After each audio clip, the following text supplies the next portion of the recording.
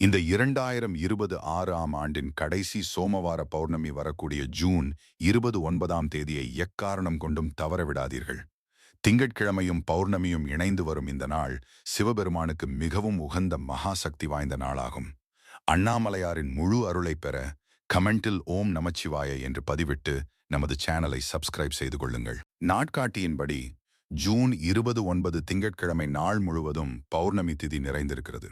அதோடு அதிர்ஷ்டம் தரும் மூலம் நட்சத்திரம் அடுத்த நாள் 5:16 காலை மணி வரையும் கூடவே அமிர்த யோகமும் இணைந்திருப்பதால் திருவண்ணாமலையில் கிரிவலம் வர இதுவே இந்த வருடத்தின் மிகச் சிறந்த மற்றும் கடைசி வாய்ப்பாகும்.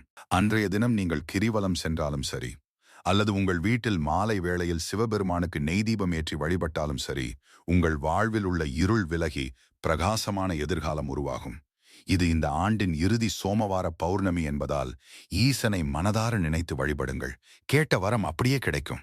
இந்த ஆன்மீக தகவலை மறக்காமல் அனைவருக்கும் பகிருங்கள்.